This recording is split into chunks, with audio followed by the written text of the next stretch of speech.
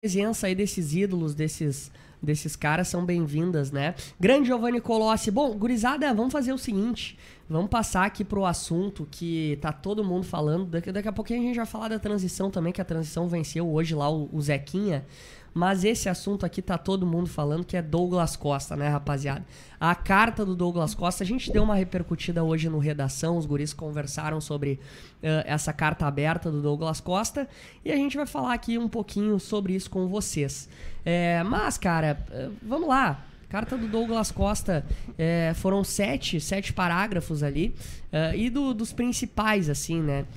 O pedido de desculpa no início ali da carta, né? Dizendo que ele assume o erro, né? Que é uma questão que ele é ser humano e tem hombridade, então assumiu o erro. Depois, e aí é uma coisa que eu acho que vai vir à tona nos próximos dias ou nos próximos meses, quem sabe, que é essa questão da direção. Não vou, nesse primeiro momento, entrar no mérito da administração do Grêmio e a consequência de erros cometidos desde a minha vinda pra cá.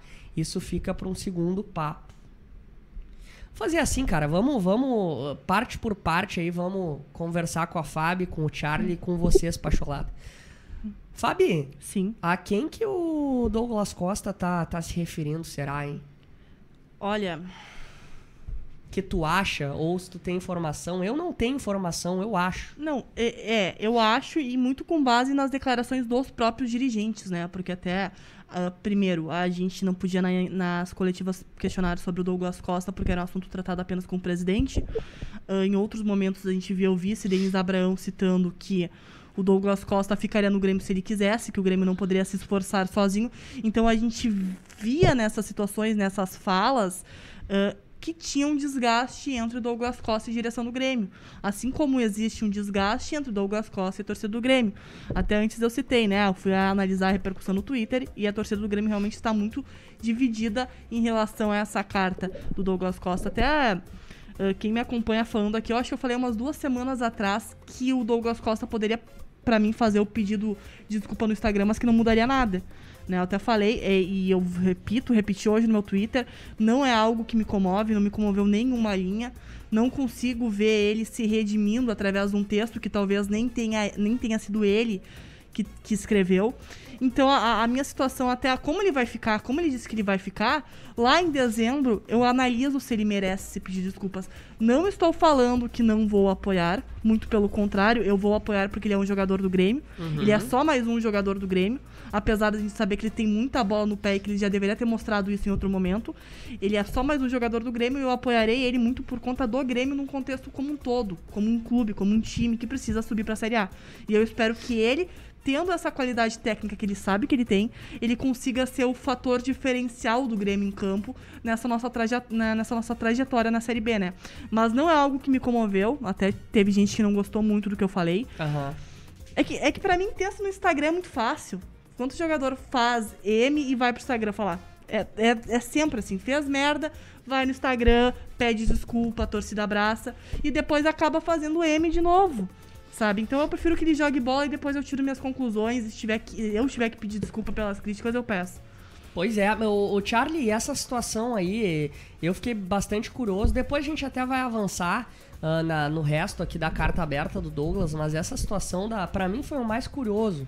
Afora tudo isso que a Fabi disse, né? Mas essa questão do segundo papo aí com a direção do Grêmio, com a administração, que ele vai deixar pra um segundo momento. O que te parece isso, Thiago? Eu acho que deixa claro que o relacionamento entre Grêmio e Douglas Costa não é nem de perto um relacionamento profissional. Acho que é o primeiro ponto que a gente tem que concluir, assim, né? E eu acho que aí, se tem uma parte que a gente também tem que fazer uma meia-culpa, que eu acho que é o seguinte, há erros do Grêmio com o Douglas, que eu acho que é uma parte que a gente talvez não passe tanto, porque os maiores erros e aqueles que a gente vê são os do Douglas em campo, dando tchau pra torcida. E antes mesmo do pronunciamento, em outros programas onde eu participei, na rádio mesmo, eu falo muito de que eu gostaria de ouvir o Douglas Costa. Porque, assim, é um cara que, pelo investimento, pela história que tem, pelo um cara que se diz gremista, e parece realmente, tá? Vamos ser sinceros que ele parece ser gremista. Claro. Tá? Mas aí, quando toma uma atitude daquela, eu quero ouvir o cara.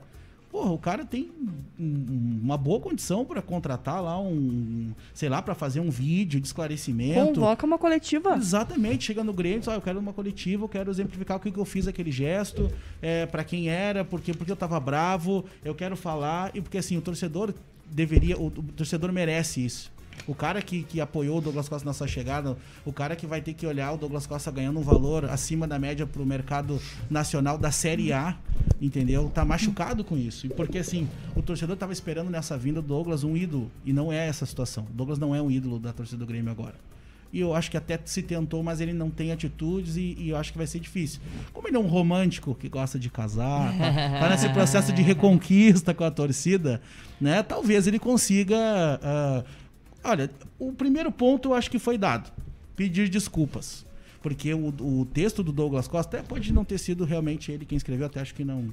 Dificilmente eu penso num jogador que escreveria um texto. Com todo respeito, viu, gente? Desculpa. Né? Também sou mal de texto. É o seguinte, mas assim, o que eu penso é que, na realidade, o texto do Douglas Costa é muito mais próximo da realidade do que quando eu vejo o Romildo e o Denis Abrão falando da Série B, por exemplo. Sim. Parece que, sabe, ainda não caiu a ficha. Claro que não é fácil, cara, mas assim, me parece muito mais realista o texto do Douglas. Tá. Mas assim, o Douglas tem essa questão financeira pra resolver. E eu acho que são duas coisas diferentes. Eu acho que ele tem que, realmente, aí teve a informação hoje de que ele cancelou o casamento de vez. Isso. Não vai casar. Né, vai postergar isso pro final do ano. Né, um momento mais oportuno. Isso, né? Tomara que seja nas férias, a gente fica torcendo para não ter uma outra manchete, né? Porque ninguém aguenta ficar falando tanto de casamento do Douglas Costa.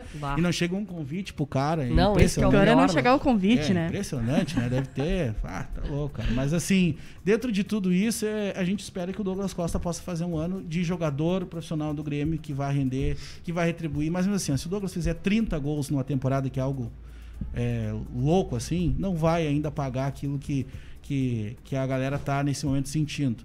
Ele vai ter que passar por um processo de reconquista e tomara que ele se torne o ídolo que talvez eu acho que muita gente espera. Eu não acho que ele tem esse potencial todo de ídolo, de cara que vai pro microfone, como o Maicon. Como o Maicon chegava, Maicon não sei o quê, o Maicon responde. Como chegava outros jogadores, entendeu? Com outro perfil. O próprio Douglas, que não é muito de falar, mas em momentos falava, o Edilson. Outros caras que passaram no Grêmio que tinham essa característica de falar. De falar, né? Entendeu? O Douglas Costa não me parece esse perfil. Um cara muito mais comedido. E agora tem essa situação financeira para se ajustar. Se ele diz que quer ficar no Grêmio, ele sabe que o Grêmio não tem dinheiro. Então ele vai readequar. Não tenho a menor dúvida de que ele vai fazer isso. Porque ele não tem outra saída. Ele, Grêmio, não tem outra saída. Por exemplo, ele não quer sair. Não aceitou proposta de nenhum lugar. Tá? Se ele não aceitou nenhuma proposta e o Grêmio também não tem o que fazer porque o Grêmio assinou o contrato, é a única alternativa. É essa. Não tem muito o que fazer, não tem muita saída nesse sentido. Eu tô com vocês, cara. Eu tô com vocês. Eu acho que o Grêmio vai acabar e o Douglas Costa vai sentar com o Grêmio vai, digamos assim, né, amolecer o coração do Douglas Costa pra se chegar num denominador comum, porque, cara, convenhamos, né, realmente não tem como, não tem o que o Grêmio fazer pra arcar um salário que, como mesmo o Charlie falou, é um salário muito alto pra Série A. Imagina pra Série B. Imagina pra B. Né, do Campeonato Brasileiro. Então, vamos ver, rapaziada. Essa é a situação. Deixa eu ver o que vocês estão dizendo. Agora, 8h30 da noite. Antes, eu quero sempre lembrar que o nosso Papo Pachola é na parceria de Sempre em Casa. Best Friday o mês inteiro. Super vantagens para você garantir suas bebidas. Sempre em Casa, frete grátis, zero taxa, zero estresse. Também estudiof.com.br. DNA Gaúcho solarizando o Brasil. Banrisul, servidor público, realize seus planos de fim de ano, exclusivo super consignado Banrisul, até 150 meses para pagar. Pacholada, vocês já nos ajudaram chegando até aqui no nosso vídeo. Quer nos ajudar ainda mais? Então, cara, curte esse vídeo e te inscreve no canal da Rádio Pachola, que foi o Passarinho. Tamo junto!